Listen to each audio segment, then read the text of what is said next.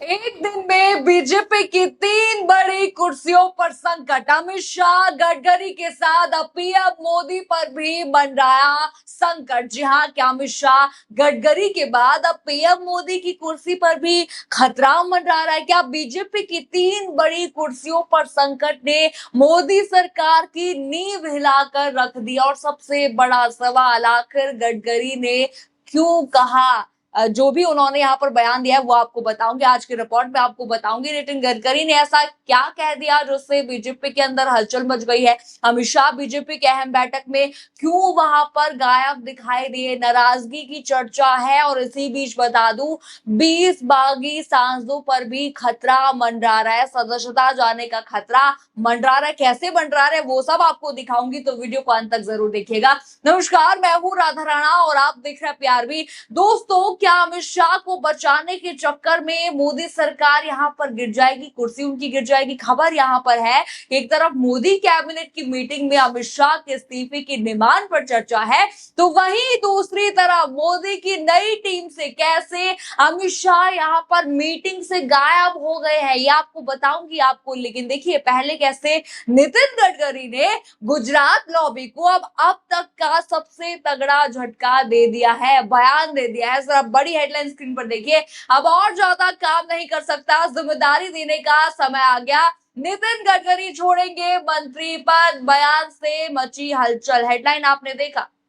अब देखिए, सिर्फ खबर ही नहीं है, बयान भी उन्होंने मंच से दिया है, यही बयान बोला है। जरा सुनिए क्या कुछ कह रहे हैं। स्तोत्र वगैरे काही नाही आहे आजकाल, मी काही जास्त काम करू शकत नाही।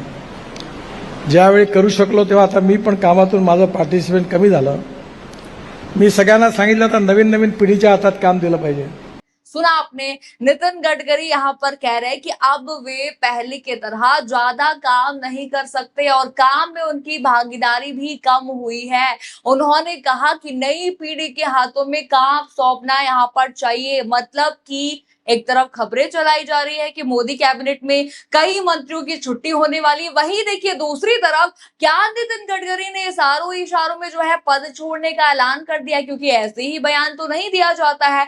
मतलब कि जो नितिन गडकरी प्रधानमंत्री पद के दावेदार माने जाते हैं, वो क्या इतनी आसानी से संन्यास लेने वाले हैं, या फिर कि सत्ता परिवर्तन के पहले राजनीतिक दाव यहाँ पर चला गया है? ये भी सवाल यहाँ पर खड़ा होता है। क्या पता यहाँ पर खेला खेला जा रहा हो बीजेपी की तरफ से। अब देखिए, यहाँ पर खेल भी समझिए, राहुल गांधी ने भी पोल खोल दी है, कुछ ऐसा ही कहा था। बस देखिए, यहाँ पर पीएम मोदी के लिए कहा था, यहाँ पर नितिन गडकरी के लिए नहीं कहा था, पीएम मोदी के लिए कहा था। आपको याद होगा, नेता प्रतिपक्ष राहुल गांधी ने पहले ही पीएमओ की रिपोर्ट के इंटरनल हवाले से दावा करते हुए CWC की मीटिंग में खुलासा करते हुए बताया कि प्रधानमंत्री नरेंद्र मोदी का कार्यकाल अब खत्म हो गया है, उनका समय अब खत्म हो गया है, उत्तराधिकारी की तलाश जारी है, ऐसा राहुल गांधी कह रहे थे। एक तरफ राहुल गांधी यहाँ पर बोले, वहीं दूसरी तरफ गडकरी भी ऐसा ही कुछ कह रहे हैं,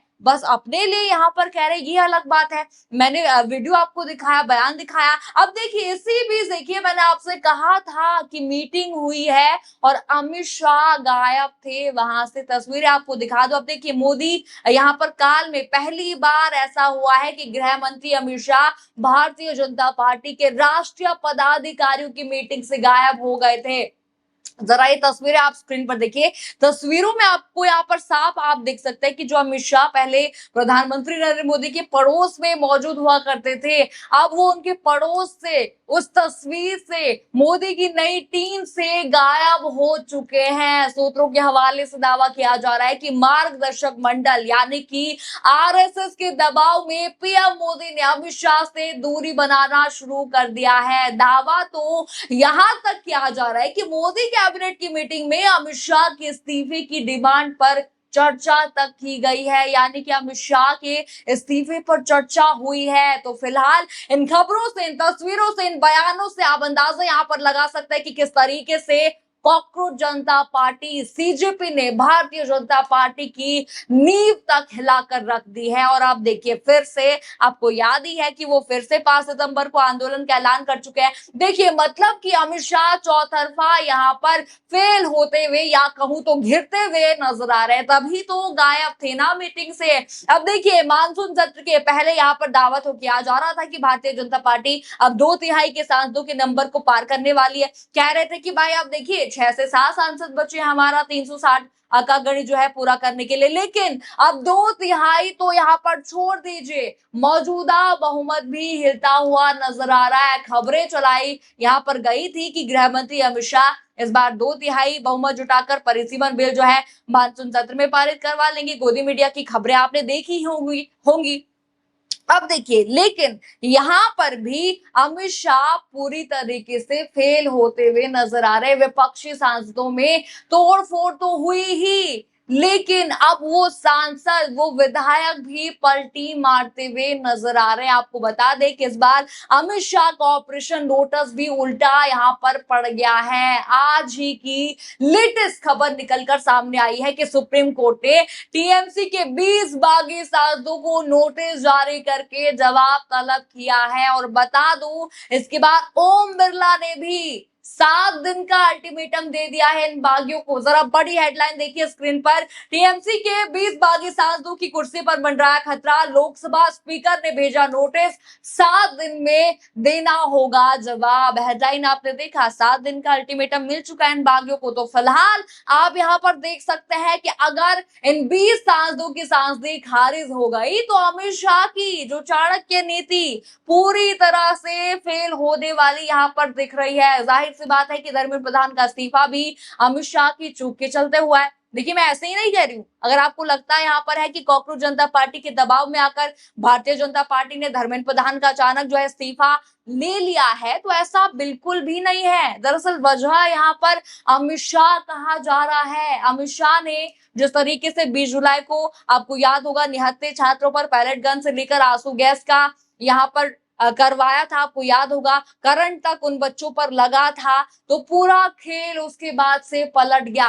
प्लान यहाँ पर क्या था कि धर्मेंद्र प्रधान का इस्तीफा हो जाएगा तो मानसून सत्र चलेगा। अब देखिए यहाँ पर इन्होंने सोचा था कि इनका परिसीमन यहाँ पर पास हो जाएगा। बात यहाँ पर चल रही थी कि बात ये जो है धर्मेंद्र प्रधान का इस्तीफा होगा और बात यहाँ पर इनका परिसीमन चल जाएगा। लेकिन फिलहाल यहीं पर नेता प्रतिपक्ष राहुल गांधी ने कमान संभाल लिया। अमित शाह का इस्तीफा मांगा गया सदन में, सड़क में। अमित शाह ने दाव में आकर कह तो दिया था उस टाइम पर भी कि वो सदन में आकर जवाब देंगे, लेकिन अमित शाह की जवाब देने की या फिर की सदन में आने की हिम्मत तक नहीं हो पाई। सबने यहाँ पर देखा। अब देखिए इसी बीच बता दूं, मोदी सरकार नाराज भी है अमित शाह से, इसीलिए तो मीटिंग में नहीं आए थे। सूत्रों की माने तो इंटरनल रिपोर्ट में खुलासा हुआ है कि अगर अमित शाह जो है इस बार के मानसून सत्र में भाषण इनका हो जाता तो तख्ता पलट हो सकता था। क्योंकि आप देखिए गृह मंत्री अगर सदन में आते, कुछ भी बोलते, तो वो कहीं ना कहीं छात्रों के पक्ष में ही चला जाता मामला। तो भारतीय जनता पार्टी के लिए बड़ी मुश्किल यहाँ पर पैदा होने वाली थी। फिलहाल इसीलिए अचानक से एक तरफ जहां अमित शाह का भाषण जो है कैंसिल किया गया, आपको याद होगा वंदे मातरम गाया गया और 2 सेकंड में सदन जो है स्थगित कर दिया गया था बिरला की तरफ से। मानसून सत्र में प्रधानमंत्री नरेंद्र मोदी की डबल वहां पर वजीहत लगभग हो ही चुकी थी। उसके बाद से मोदी शाह में दूरियां साफ नजर आई, मीटिंग में भी वो नजर नहीं आए। इसीलिए तो नाराजगी की चर्चा है मोदी और अमित शाह के बीच। अब देखिए आपको बता दें कि एक तरफ भारतीय जनता पार्टी में भगदड़ यहाँ पर मची हुई है, वहीं दूसरी तरफ उद्धव ठाकरे के तेज तर्रार जो सांसद हैं संजय राउत, उनका यहाँ पर कहना है कि इस बार 17 सितंबर को प्रधानमंत्री नरेंद्र मोदी प्रधानमंत्री के तौर पर अपना आखिरी जन्मदिन मनाएंगे। ये कह रहे हैं संजय राउत। अमित शाह और मोदी दोनों की कुर्सी जाने वाली, ये तक उन्होंने कह दिया, ऐसा उनका यहाँ पर कहना तो है। फिलहाल देखिए इन खबरों से और बयानों की टाइमिंग से आप अंदाजा यहाँ पर लगा सकते हैं कि किस तरीके से अब गुजरात लॉबी की उल्टी गिनती शुरू हो गई है। मतलब कि जो लड़ाई कल तक अंदर खाने यहाँ पर चल रही थी, अब वो खुलकर सबके सामने आ चुकी है। फिलहाल जिस तरीके से नितिन गडकरी ने खुली बगावत यहाँ पर कर दी है, ऐसे में इतना तो साफ हो चुका है कि मोदी खेमे में हलचल यहाँ पर फिलहाल मची हुई है। एक तरफ अमित शाह की यहाँ पर मीटिंग से दूर थे, दूसरी तरफ नितिन गडकरी साहब कह रहे हैं कि वो काम करके थक चुके हैं, वो दूर यहाँ पर जो है किसी और को मौका मिलना चाहिए, ऐसा नितिन गडकरी यहाँ पर कह रहे हैं। तीसरी तरफ राहुल गांधी से लेकर संजय राउत यहाँ पर कह रहे हैं कि मोदी सरकार की कुर्सी यहाँ पर खतरे में है, यानी कि हर तरफ से मोदी सरकार के लिए मुश्किलें खड़ी हो गई है। यानी एक ही दिन में 3 बड़ी कुर्सियों पर खतरे की चर्चा यहाँ पर है। लेकिन सवाल सबसे बड़ा यहाँ पर यही है कि क्या अमित शाह को बचाने के चक्कर में मोदी सरकार की मुश्किलें और बढ़ जाएंगी? क्या नितिन गडकरी का बयान बीजेपी के भीतर किसी बड़े बदलाव का संकेत है? और क्या अमित शाह की कुर्सी पर बन रहा ये संकट अब मोदी सरकार तक पहुंच गया है? और देखिए, सबसे बड़ा सवाल यहाँ पर यह भी है कि क्या आने वाले दिनों में बीजेपी के भीतर कोई बड़ा राजनीतिक उलटफेर देखने को मिलेगा? आपको क्या लगता है, क्या नितिन गडकरी का ये बयान महज एक सामान्य बयान है या फिर इसके पीछे कुछ संकेत यहाँ पर छुपा? अपनी राय कमेंट बॉक्स में हमें जरूर लिखिएगा। खबर आपको पसंद आई हो तो वीडियो को लाइक करें, शेयर करें और चैनल को सब्सक्राइब करना बिल्कुल मत भूलिएगा और बने रहिए पीआरबी के साथ। धन्यवाद।